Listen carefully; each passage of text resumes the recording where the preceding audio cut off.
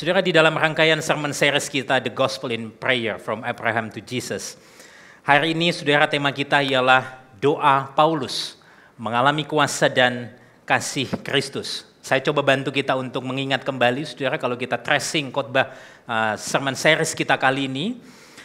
Yang pertama kita belajar tentang doa Abraham untuk kota, lalu kita belajar tentang doa Yakub saat dia bergulat dengan Allah, lalu ada doa Musa tentang penyertaan Allah, doa Hana berjumpa dengan Tuhan di tengah pahitnya realita, dan doa Heman yang minggu lalu di tengah kegelapan jiwa. Nah, semua itu adalah tokoh-tokoh di dalam perjanjian lama. Dan hari ini kita akan belajar dari satu tokoh di perjanjian baru, yaitu Paulus. Dan saya ingin mengajak saudara untuk membaca bersama-sama dari surat Efesus pasal yang ketiga ayat 14 sampai 21. Kita akan baca silih berganti. Saya akan mulai terlebih dahulu, lalu kemudian kita bersama-sama membaca ayat yang berikutnya. Efesus 3 ayat yang ke-14 sampai ayat yang ke-21. Demikianlah bunyi firman Tuhan. Itulah sebabnya aku sujud kepada Bapa, yang daripadanya semua turunan yang di dalam surga dan di atas bumi menerima namanya. Aku berdoa supaya ia menurut kekayaan kemuliaannya menguatkan dan meneguhkan kamu oleh rohnya di dalam batinmu, sehingga oleh imanmu Kristus diam di dalam hatimu dan kamu berakar serta berdasar di dalam. Ayat yang ke-18, aku berdoa supaya kamu bersama-sama dengan segala orang kudus dapat memahami betapa lebarnya dan panjangnya dan tingginya dan dalamnya kasih Kristus, dan dapat mengenal kasih itu sekalipun ia melampaui segala pengetahuan. Aku berdoa supaya kamu dipenuhi di dalam seluruh kepenuhan Allah. Bagi dialah yang dapat melakukan jauh lebih banyak daripada yang kita doakan atau pikirkan, seperti yang ternyata dari kuasa yang bekerja di dalam kita. 21. Bagi dialah kemuliaan di dalam jemaat dan di dalam Kristus Yesus turun-temurun sampai selama-lamanya. Amin. Yang berbahagia setiap kita yang boleh membaca dan yang merenungkan dan yang serta dimampukan untuk melakukan kebenaran firman ini di dalam kehidupan kita sehari-hari. Nah, saudara, saya ingin memulai perenungan kita hari ini, saudara, dengan sebuah pertanyaan sederhana. Menurut Anda, kenapa doa itu penting? Kita sudah belajar tentang doa beberapa minggu ini. Sekarang saya pengen tanya kepada saudara, apa sih pentingnya doa? Kenapa doa itu penting? Kalau boleh jujur saudara, kita mungkin akan bilang begini, doa itu penting karena lewat doa saya itu bisa bicara dengan Tuhan. Karena apa? Karena doa itu seringkali membuat hati saya tenang. Karena doa itu punya kuasa, pastor. Karena doa itu nafas hidup orang percaya. Ini statement daripada John Calvin. Karena doa mungkin menunjukkan iman kita kepada Tuhan. Semakin sering kita berdoa, kita disebut sebagai orang-orang yang beriman. Karena doa seringkali membentuk karakter kita.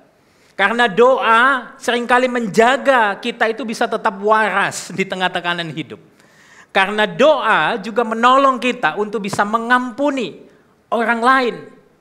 Saudara, ini hal-hal yang mungkin kita bisa ungkapkan dengan mudah. Tetapi pertanyaan selanjutnya yang perlu kita pikirkan lebih jauh ialah, apakah doa itu benar-benar penting bagi Anda? Jangan-jangan kalau kita mau jujur, doa itu baru jadi penting kalau kita punya kepentingan. Seringkali kita berdoa waktu ada masalah, tapi kita mulai berhenti waktu semua sudah baik-baik saja. Seringkali kita berdoa waktu kita lagi butuh sesuatu, tapi kita lupa waktu kita sudah mendapatkan itu semua. Nah, disinilah sebetulnya ada persoalan yang besar tentang doa. Sudah ada sebuah jurang yang besar antara apa yang kita ketahui tentang doa dan bagaimana kita benar-benar hidup di dalam doa. Artinya kita tahu doa itu penting, tapi kita tidak benar-benar mengalami kuasa doa itu. Dan itulah sebabnya saudara, kalau kita membaca surat Paulus kepada jemaat di Efesus, khususnya di dalam pasal 3 ayat 14 sampai 21 tadi, Paulus tidak sekedar mengajar jemaat di Efesus dan tentunya kita untuk berdoa, tetapi Paulus menunjukkan bahwa doa itu adalah sesuatu yang vital bagi kehidupan rohani setiap orang percaya. Dan hari ini saya ingin berbagi kepada saudara 4 hal dari Efesus 3 ayat 14-21. Yang pertama ialah fokus di dalam doa, yaitu berserah kepada Bapa. Yang kedua, kekuatan di dalam berdoa ialah dikuatkan oleh Roh Kudus. Dan yang ketiga, tujuan di dalam berdoa, mengalami kasih Kristus. Dan yang terakhir, dasar di dalam berdoa, yaitu Injil Yesus Kristus. Nah, kalau saudara membaca Efesus pasal 3, ayat 14-21, saudara akan melihat sebuah keindahan tentang Trinitas di sana. Jadi kalau saudara membaca secara baik, secara detail, pasal atau perikop yang tadi kita baca, saudara akan menemukan bagaimana Rasul Paulus menunjukkan karya Tritunggal itu di dalam doa. Dan ini akan menolong kita untuk melihat doa itu penting dan menghidupi kehidupan doa. Saudara, mari kita lihat kepada poin yang pertama. Fokus di dalam berdoa, yaitu berserah kepada Bapa. Sama-sama katakan berserah kepada Bapa. Saudara, di dalam ayat 14, tadi dikatakan itulah sebabnya aku sujud kepada Bapa. Saya suka dengan terjemahan dari Alkitab Bahasa Indonesia masa kini yang menerjemahkan ayat ini dengan mengatakan oleh sebab itulah saya berlutut di hadapan Bapa. Saudara, kenapa saya ingin meng-highlight kalimat saya berlutut? Karena di dalam budaya Yahudi pada waktu itu, doa itu biasanya dilakukan sambil berdiri. Mungkin di dalam budaya kita tidak terbiasa untuk melakukan itu. Tetapi di dalam budaya Yahudi pada waktu itu, doa itu pada umumnya dilakukan dengan berdiri. Bukan berlutut atau bersujud. Saya kasih contoh, ketika Yesus kemudian berkata kepada para muridnya di dalam Markus 11 ayat 25, di sana dikatakan, dan jika kamu apa? Berdiri untuk berdoa, ampunilah dahulu sekiranya ada barang sesuatu dalam hatimu terhadap seseorang. Ada banyak bukti-bukti di Alkitab yang menunjukkan pada waktu itu doa dilakukan dengan cara berdiri. Tetapi ketika Paulus mengatakan, aku sujud, aku berlutut, ini menunjukkan sesuatu yang tidak biasa. Jadi waktu dikatakan sebetulnya oleh sebab itulah saya berlutut di hadapan Bapa, saya menangkap ada sebuah emosi yang intens dari Rasul Paulus ketika dia berdoa di sana. Jadi dia tidak hanya sekedar berdoa sebagai formalitas, tetapi ada sebuah emosi yang terlibat di dalam doa itu. Saudara, kenapa saya bisa menyimpulkan ini? Kita coba compare dengan beberapa kejadian di Alkitab yang menunjukkan tokoh-tokoh yang berlutut ketika berdoa.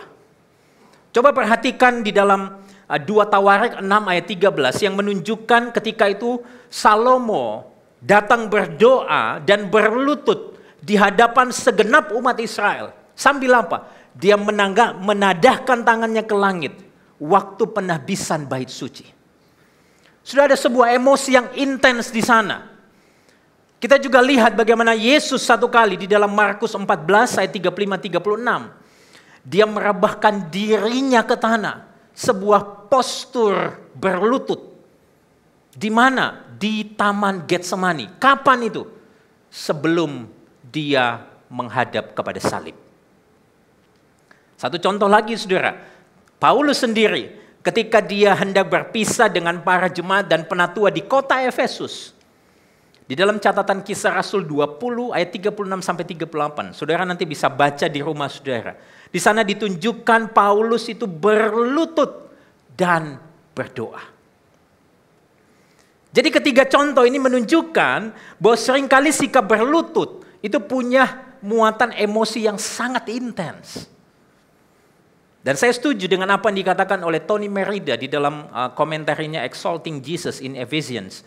Dia mengatakan kalimat ini, setiap kali seseorang berlutut dalam doa di Alkitab, itu menandakan kerendahan hati yang mendalam dan emosi yang tulus di hadapan Allah.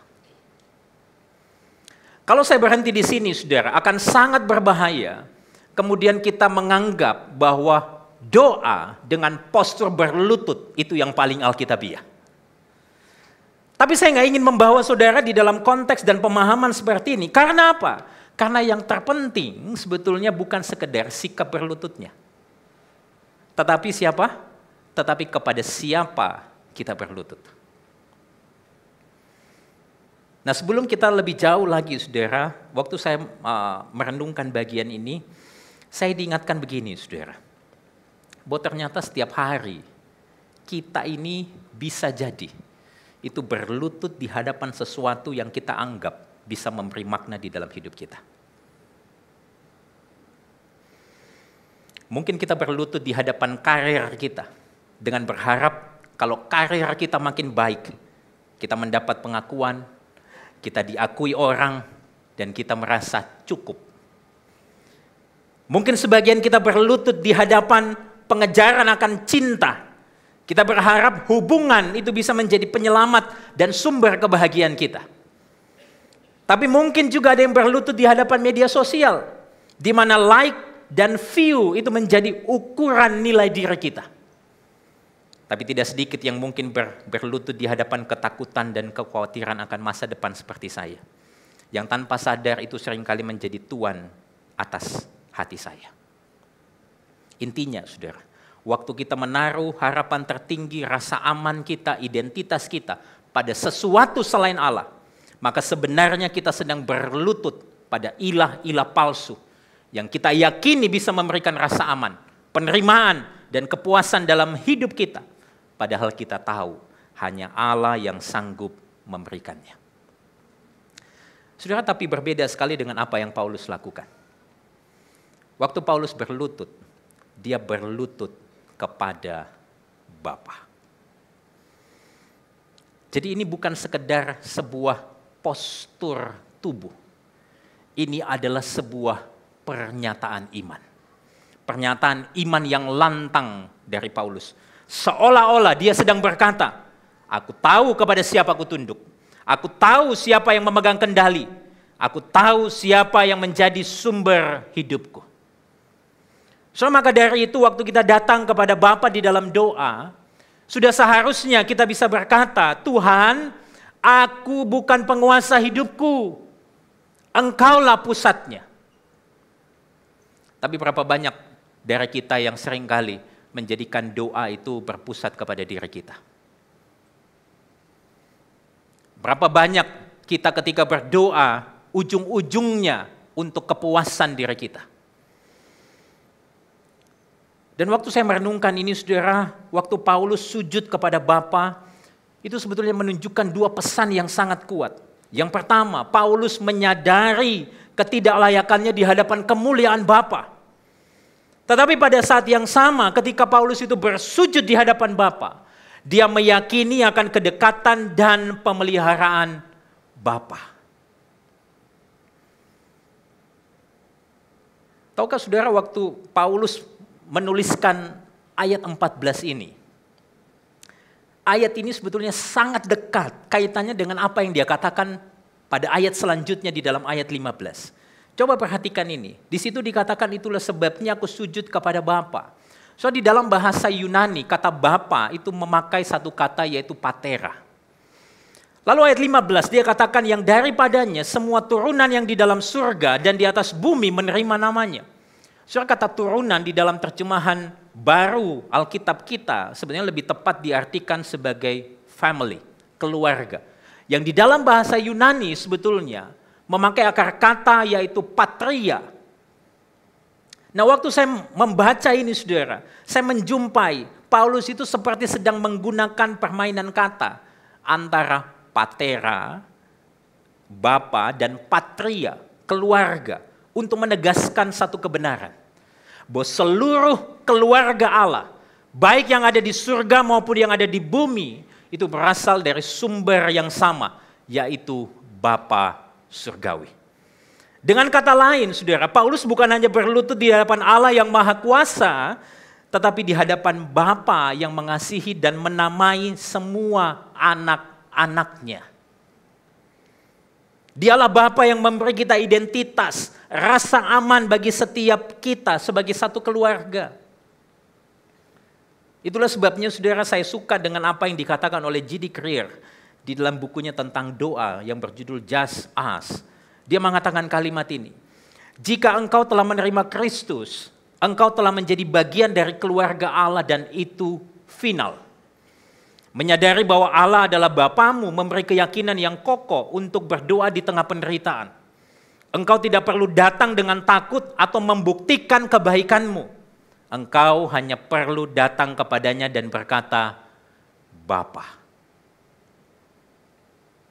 Itulah sebabnya waktu kita membaca dan melihat doa Bapa kami, itu dimulai dengan kata Bapa kami yang ada di surga.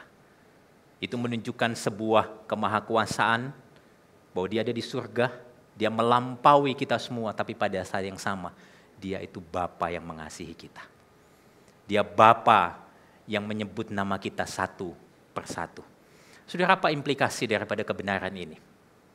Saudara, seharusnya fokus doa kita sekarang itu berbicara tentang kesadaran kita akan siapa kita itu di hadapan Allah. Bahwa kita nggak layak, tapi kita diterima. Kita tidak berlutut karena kita kuat, tapi karena kita sadar bahwa kita lemah dan betapa besar kasih karunia yang menopang hidup kita. Ini akan menimbulkan sebuah sikap kerendahan hati dari kita semua. Tapi pada saat yang sama, keyakinan itu akan melahirkan sebuah identitas di dalam diri kita. Bahwa kita ini yang tadinya musuh Allah, sekarang jadi anak-anaknya.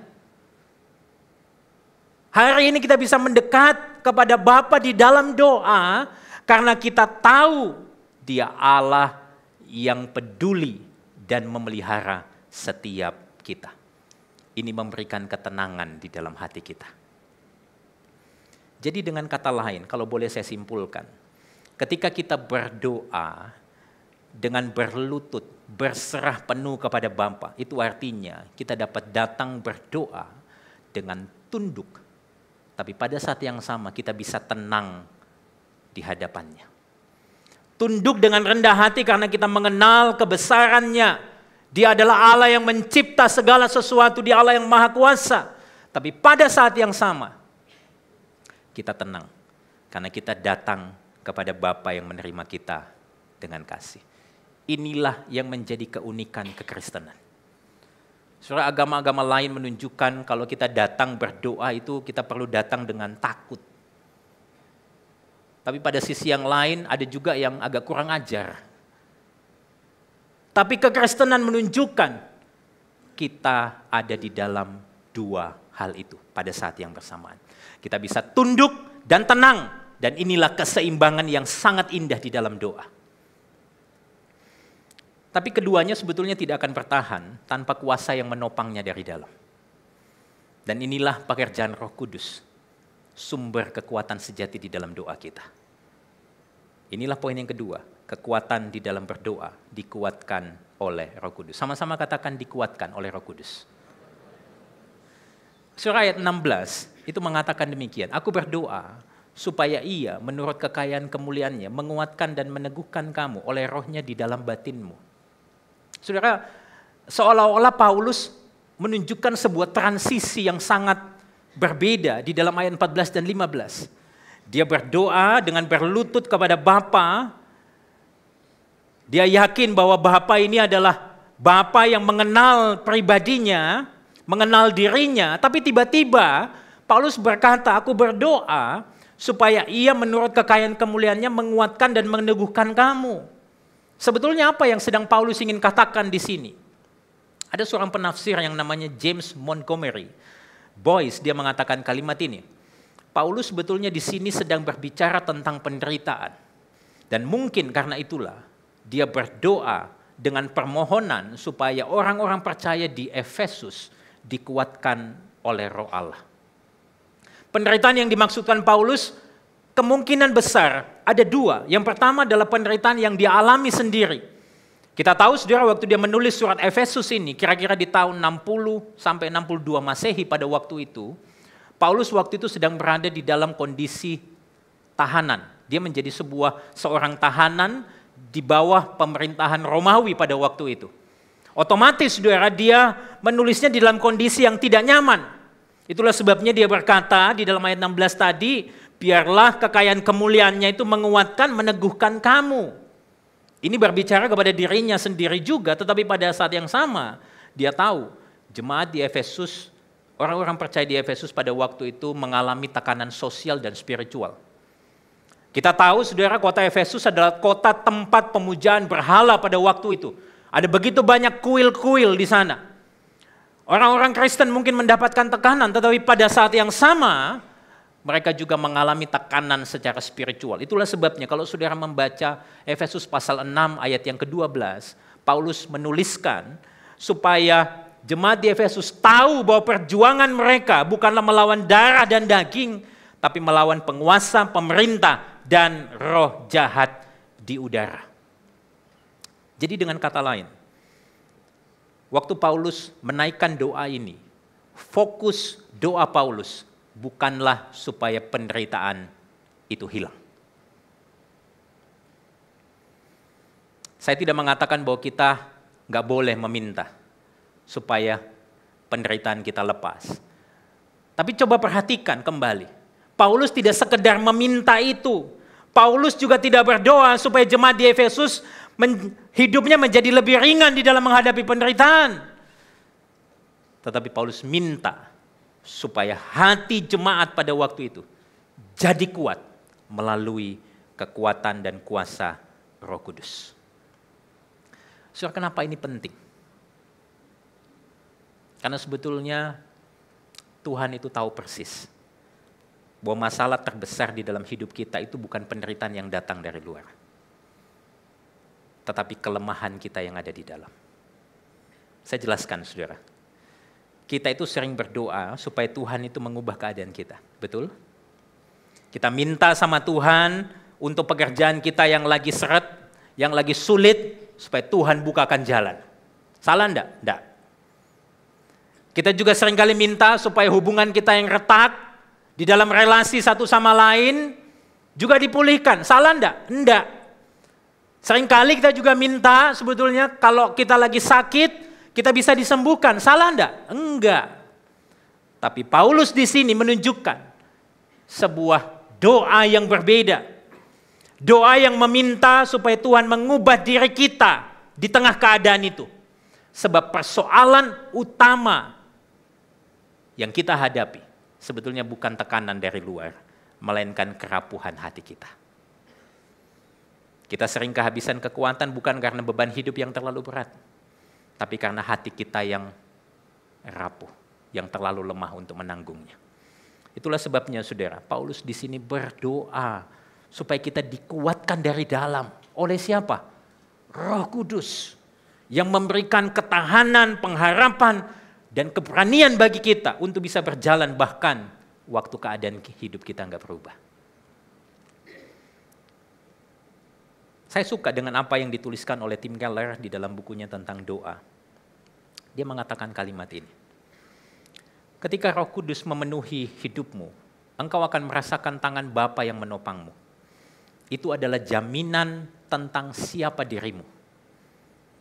Roh Kudus memampukanmu berkata, jika pribadi yang maha kuasa mengasihiku, berkenan kepadaku, rela menempuh segalanya untuk menyelamatkanku, tidak akan pernah melepaskanku, dan akan menyempurnakanku. Jika semua itu benar, mengapa aku harus khawatir? Kesadaran ini melahirkan sukacita, ketenangan, dan hilangnya rasa takut maupun rendah diri.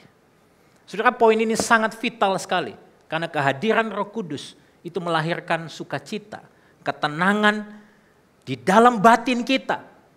Sehingga waktu kita menghadapi penderitaan, kesukaran, kesulitan, kita nggak takut. Tapi pada saat yang sama kita tidak jatuh. Karena kita tahu kita ditopang dari dalam. Apa sih implikasi dari poin ini, saudara? Saya pengen bilang begini, bukan motivasi dari luar. Bukan juga kata-kata yang positif atau positive thinking. Juga bukan self-discipline yang menguatkan kita di dalam menjalani hidup. Tetapi hanya karya Roh Kudus yang bekerja di dalam kita. Dialah yang benar-benar menguatkan hati kita. Yang setuju katakan amin. Dan inilah yang jadi kekuatan kita waktu berdoa. Hanya kuasa Roh Kuduslah kita kuat. Doa itu akhirnya bukan lagi jadi sekedar kata-kata, tapi sebuah pengalaman hidup yang nyata. Akhirnya kehadiran dan kekuatan Roh Kudus yang ada di dalam batin kita waktu berdoa itu mengubah apa yang kita ketahui tentang Allah menjadi sesuatu yang kita alami bersama Allah. Saya ingat perkataan dari Tim Keller dalam bukunya Prayer. Dia mengatakan kalimat ini. Prayer turns theology into experience. Doa itu mengubah pemahaman teologi kita menjadi pengalaman bersama Allah. Dan ini terjadi karena apa, saudara? Karena karya Roh Kudus. Jadi dengan kata lain, Roh Kudus itu menjadikan semua kebenaran tentang Allah yang tadinya kita hanya ketahui secara intelektual, menjadi pengalaman yang hidup, di mana kita bisa merasakan kehadirannya di dalam setiap langkah kita. Jadi kita bukan hanya bicara tentang Injil, kita hanya tahu mengartikulasikan Injil, tapi Injil betul-betul merembesi setiap hati kita. Karena apa? Karena karya Roh Kudus yang berdiam di dalam batin kita. Jadi waktu kita bisa menghidupi Injil, kita nggak bisa bilang karena aku tahu Injil. Tapi itu karena semata-mata karya Allah Roh Kudus di dalam diri kita.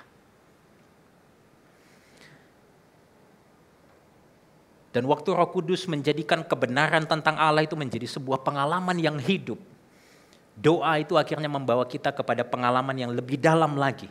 Yaitu kita mengalami kasih Kristus yang mengubahkan kita. Kita masuk kepada poin yang ketiga. Tujuan di dalam berdoa ialah mengalami kasih Kristus. Sama-sama katakan mengalami kasih Kristus. Saudara, ayat 17 lebih lanjut mengatakan demikian. Sehingga oleh imanmu Kristus diam di dalam hatimu dan kamu berakar serta berdasar di dalam kasih. Saudara, yang menjadi pertanyaan sekarang di dalam ayat ini ialah, apa sih artinya Kristus itu diam di dalam hati kita? Saudara, kalau kita menelusuri Alkitab, kata hati di dalam Alkitab itu bukan sekedar emosi atau perasaan. Yang dimana kita sering mengatakan bahwa aku ini sakit hati. Artinya ada emosi keterlukaan di sana. Hati saya lagi tidak baik-baik saja. Seolah-olah kita menunjukkan bahwa ada sesuatu yang terganggu dengan emosi kita atau perasaan kita. Tapi kalau saudara menyelidiki Alkitab, saudara akan menemukan hati itu bukan hanya bicara tentang emosi atau perasaan. Tapi hati itu bicara tentang pusat kendali hidup kita. Saudara, saya kutip perkataan dari seorang penulis buku yang bernama Dallas Willard dalam bukunya Renovation of the Heart. Dia mengatakan kalimat ini, hati manusia adalah pusat kendali kehidupan manusia. Hati adalah tempat keputusan dan pilihan dibuat untuk seluruh diri seseorang. Jadi waktu Paulus bicara bahwa Kristus itu diam di dalam hati kita, Paulus seolah-olah ingin mengatakan dan berdoa supaya Kristus itu menjadi penguasa di seluruh kendali hidup kita. Kristus seharusnya mempengaruhi keinginan kita, pikiran kita, kehendak kita, bahkan emosi kita.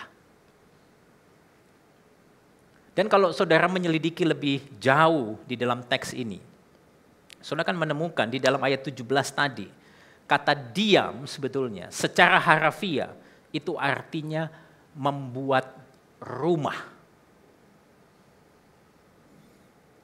Jadi waktu Paulus berdoa sehingga iman jemaat di Efesus dan kita semua orang-orang percaya, di mana Kristus itu diam di dalam hati kita, Paulus pengen bilang, Kristus itu bukan sekedar pengen mampir di dalam hidupmu, tapi dia ingin tinggal diam selamanya. Dan inilah yang Paulus doakan, supaya Kristus itu tinggal di pusat hati setiap orang percaya, mengontrol hidup kita. Tapi pertanyaannya sekarang adalah apakah Kristus benar-benar tinggal di dalam hati kita? Mungkin saudara bilang, saya sudah kenal Kristus kok pastor. Saudara tahu Paulus menuliskan doa ini kepada siapa? Orang-orang percaya di Efesus. Seolah-olah Paulus pengen bilang, ya kamu kenal Kristus, tapi benarkah Kristus itu tinggal di dalam hatimu? Kalau saya boleh berikan contoh yang sederhana kepada saudara, anggaplah ini gambar denah rumah saudara. Ya. Nggak usah terganggu dengan detailnya di sana, saudara. Saya cuma ambil gambar di internet dan saya taruh di sana untuk menunjukkan sebuah ilustrasi. So, anggaplah begini, ada sahabat dekat saudara yang kemudian lagi datang berkunjung di penghujung tahun ini ke Surabaya dan bilang sama saudara, aku boleh enggak nginep di rumah kamu?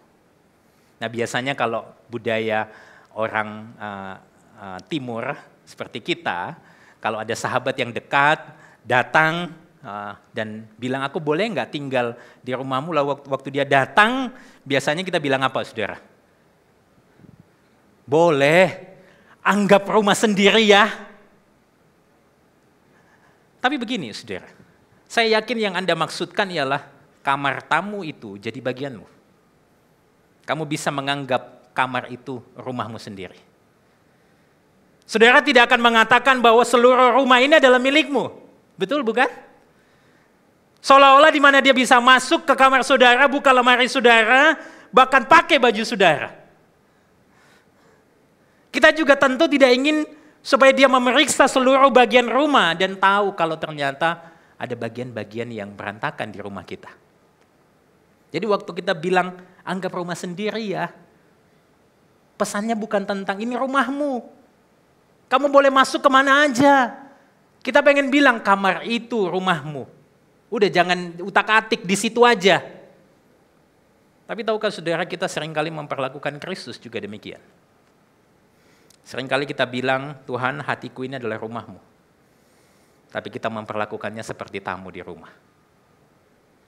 Kita bilang, Tuhan boleh tinggal di satu ruangan. Tapi sisanya, jangan diapa-apain. Dan saya tahu sekalipun Kristus punya otoritas dan kemampuan untuk mengetahui segala sesuatu yang kita sembunyikan di dalam hati kita. Tapi kalau kita mau jujur, seringkali kita takut dia melihat kekacauan debu atau bagian hidup kita yang kotor. Kristus sejatinya ingin buat rumah di dalam seluruh hati kita. Bukan hanya tinggal di satu kamar hati kita. Dia ingin punya akses, melihat semua kekacauan dan membersihkannya. Sekalipun dia sanggup untuk ini.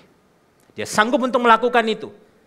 Tapi saya percaya dia bukan Allah yang otoriter. Dia Allah yang penuh kuasa, tapi pada saat yang sama, dia Allah yang penuh kasih. Dia ingin mengganti pikiran-pikiran kita yang menyimpang dengan kebenaran firman-Nya. Dia ingin mengganti nafsu kita yang salah dengan buah roh. Dia ingin mengganti kegiatan-kegiatan kita yang sia-sia dengan pekerjaan untuk kerajaan Allah. Dan ini yang Paulus maksud waktu dia berdoa, supaya Kristus itu diam di dalam hati kita. Paulus berdoa supaya Kristus jadi pusat pikiran kita, keinginan kita, emosi kita, dan penguasa atas seluruh hidup kita, bukan hanya sebagian.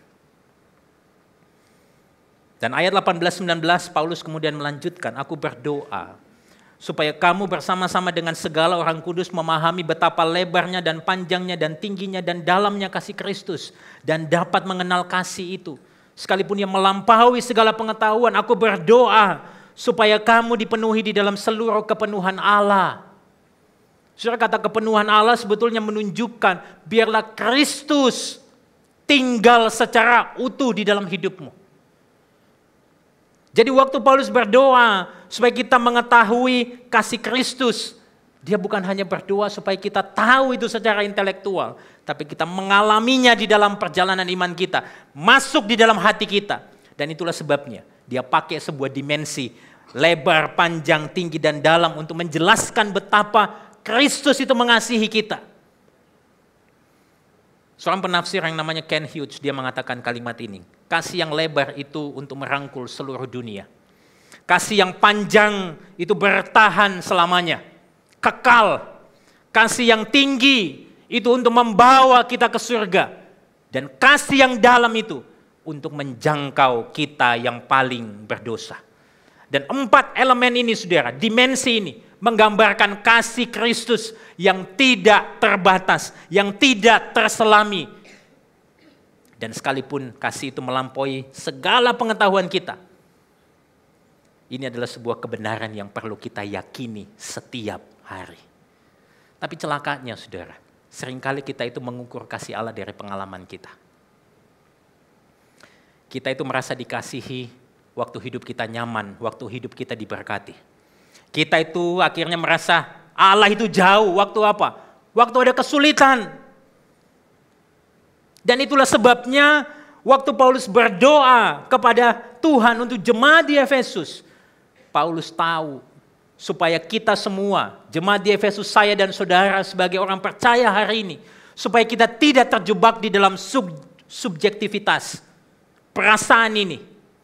Paulus menasehatkan supaya kita mengalami kasih Kristus itu bersama-sama dengan komunitas. Katakan sama-sama komunitas.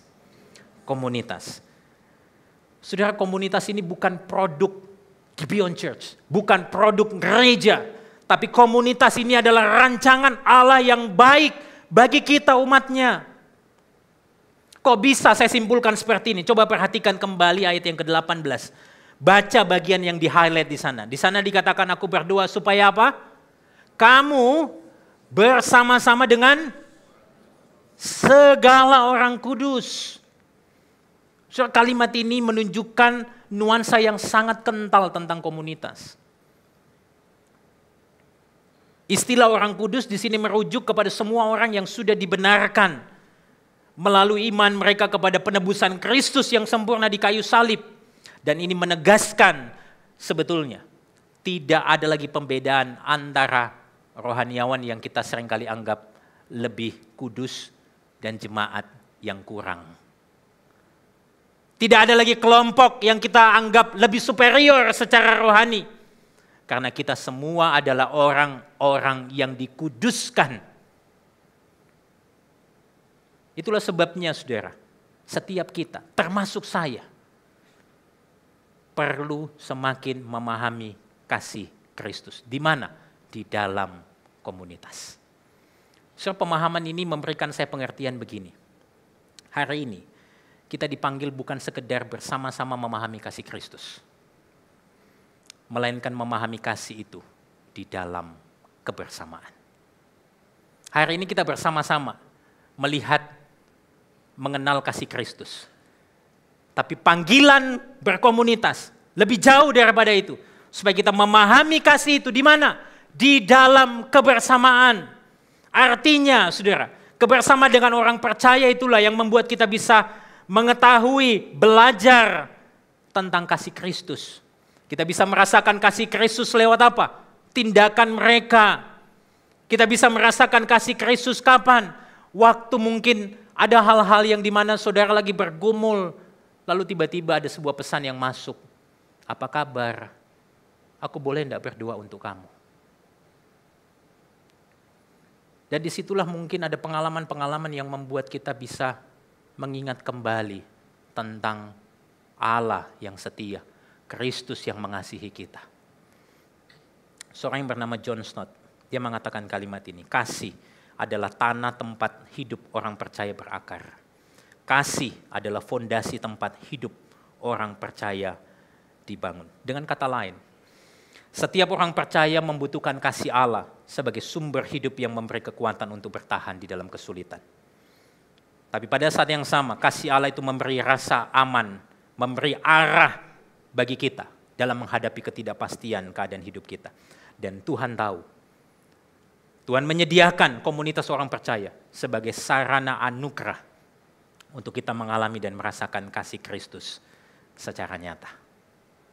Tapi begini saudara, Dari mana kita mendapatkan keberanian dan pengharapan untuk hidup seperti ini setiap hari?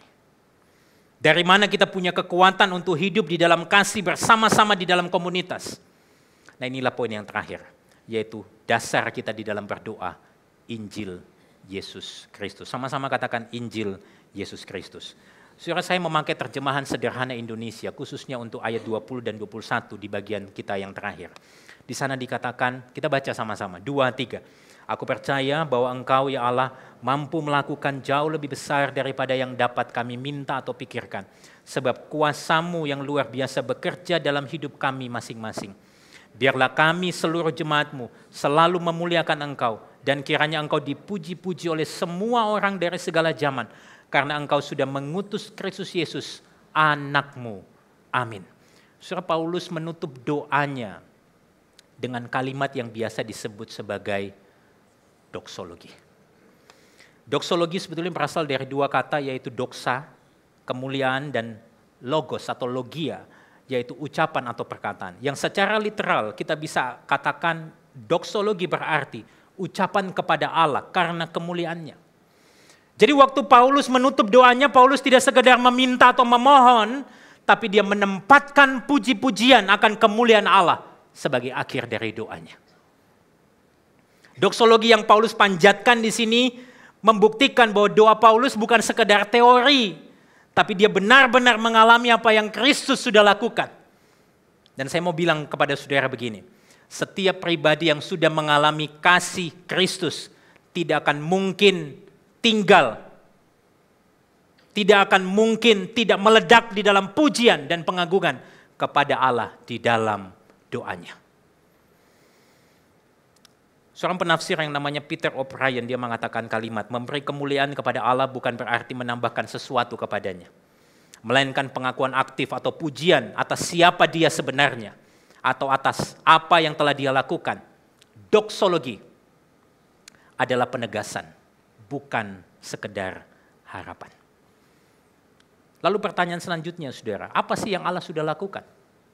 Ayat 21 sangat jelas dikatakan apa? Baca sama-sama yang berwarna merah di sana atau oranye di sana. 1, 2, 3.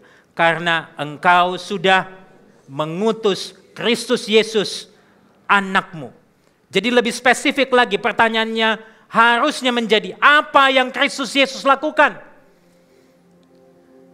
Waktu kita menafsir bagian ini, saya ingin membawa kita untuk melihat konteksnya secara keseluruhan. Sebelum Paulus menaikkan doa kepada jemaat di Efesus, kepada Tuhan untuk jemaat di Efesus, Paulus sebetulnya di pasal yang kedua sudah menunjukkan apa yang Kristus lakukan. Coba kita baca bersama-sama Efesus 2 ayat 13-18. Saya baca ya terlebih dahulu, kemudian saudara kita bergantian. Tapi sekarang di dalam Kristus Yesus, kamu yang dahulu jauh sudah menjadi dekat oleh darah Kristus. Ayat 14. Karena dialah damai sejahtera kita yang telah mempersatukan kedua pihak dan yang telah merobohkan tembok pemisah, yaitu perseteruan.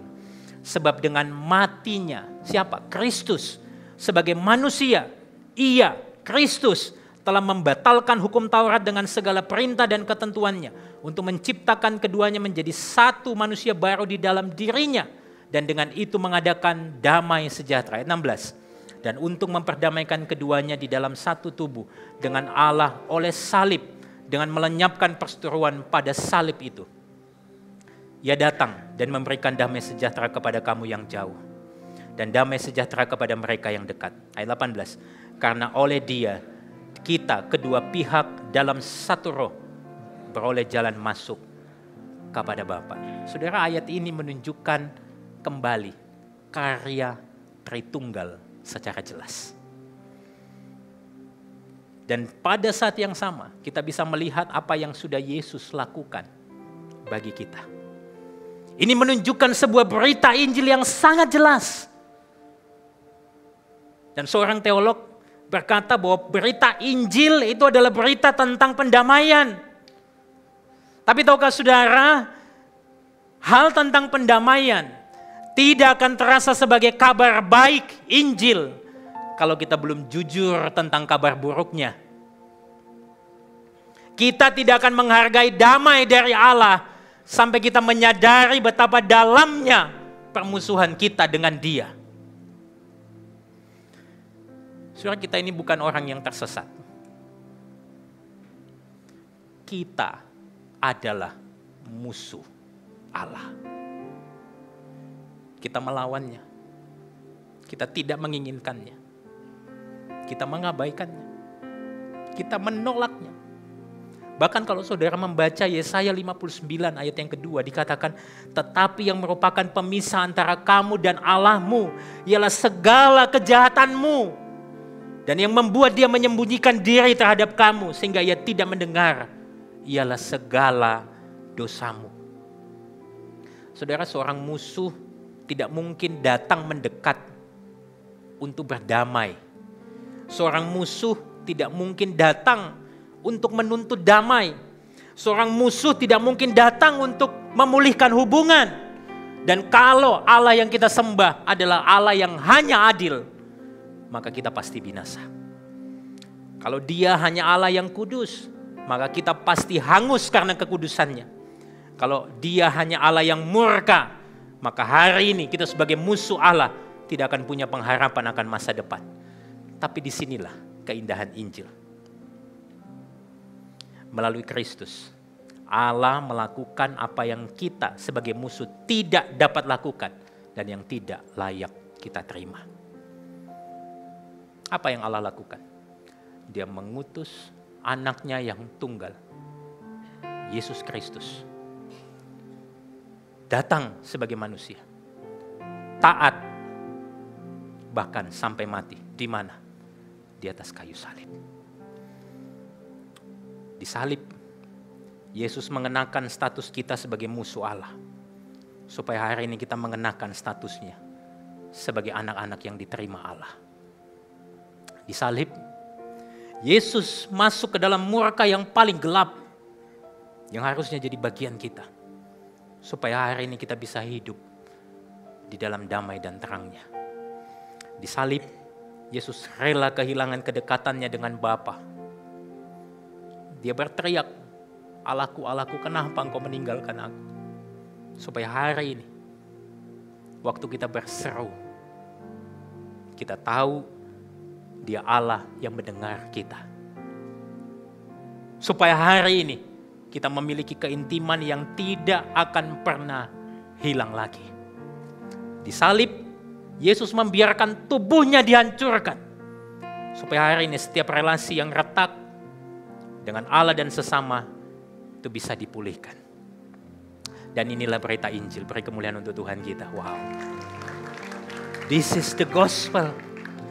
Jadi waktu kita bicara pendamaian, ini bukan sesuatu yang kita capai, bukan sesuatu yang kita lakukan untuk Tuhan, tetapi sesuatu yang Kristus sudah kerjakan dan selesaikan. Berita Injil bukan tentang apa yang kita capai untuk Allah, tapi tentang apa yang Kristus selesaikan di atas kayu salib. Dan hanya di dalam Injil kita menemukan berita bahwa Allah yang kita lawan justru mengasihi kita. Allah yang kita kecewakan justru memeluk kita. Allah yang kita abaikan justru memanggil nama kita. Allah yang kita jauhi justru mendekat kepada kita. Dan itulah sebabnya saudara, hari ini doa kita punya dasar yang kokoh. Sehingga waktu kita berdoa, kita dapat datang kepada Bapa tanpa rasa takut karena kita sudah diampuni. Waktu kita berdoa, kita mengalami kekuatan dan sukacita karena kita tahu Roh Kudus berdiam di dalam kita. Waktu kita berdoa, hari ini kita yakin doa kita didengar karena sekarang ini kita bukan lagi musuh Allah, melainkan anak-anak Allah melalui karya Kristus. Inilah karya sempurna Allah Tritunggal di dalam doa. Lalu apa artinya semua ini di dalam doa kita sehari-hari? Supaya ini mendarat. Saya pengen bilang sama saudara begini. Hari ini, apakah doa kita waktu kita bangun pagi atau sebelum kita tidur itu hanya sekedar ritual? Atau justru jadi relasi yang hidup dengan Allah? Waktu kita datang beribadah, waktu kita menaikkan doa pengakuan dosa kita, apakah itu hanya ritual? Atau apakah itu menjadi sebuah relasi dengan Allah? Waktu kita mengalami rasa takut, cemas, resah, apakah doa kita hanya menjadi keluhan tanpa arah, komplain, terus menerus? Atau kita bisa bersandar pada kuasa Roh Kudus yang diam di dalam hati kita? Atau waktu doa kita mungkin belum terjawab hari ini, apakah hari ini kita menjadi mudah putus asa? Atau justru kita bisa tenang karena kita tahu Kristus sudah menyatakan kasih-Nya buat kita. Dan itu cukup. Saudara, apa yang menjadi perenungan reflektif atau pertanyaan reflektif bagi kita hari ini? Waktu saudara di dalam care group, coba diskusikan ini. Apakah selama ini doa saya lebih banyak menuntut jawaban daripada sungguh belajar berserah kepada Bapa? Apa yang perlu berubah dalam hati saya agar bisa berdoa dengan tenang, yakin bahwa Bapa itu memegang kendali penuh hidupku? Yang kedua, di bagian mana dalam hidup kita, waktu kita menghadapi kesulitan, kita masih mengandalkan diri kita sendiri, daripada kita datang kepada Tuhan melalui kuasa Roh Kudus yang bekerja di dalam kita. Yang ketiga, waktu doa kita belum terjawab, apakah kita cenderung menutup diri dan menjauh? Atau kita membiarkan komunitas Injil itu mengingatkan kita akan kasih Kristus yang setia? Saya mengajak kita boleh berdiri bersama-sama. Sebagai implikasi atas perenungan kita hari ini, orang berinjil berdoa dari kerendahan hati karena sadar akan betapa besarnya kasih karunia Allah yang menopang hidupnya. Orang berinjil menemukan sukacita di dalam berdoa, bukan karena jawabannya selalu pasti, tapi karena Roh Kudus senantiasa menguatkan. Orang berinjil dapat berserah penuh dan percaya waktu berdoa. Karena apa? Kristus sudah memastikan bahwa kita bukan lagi musuh, melainkan anak yang dikasihi Bapa. Sekali lagi beri kemuliaan untuk Tuhan kita.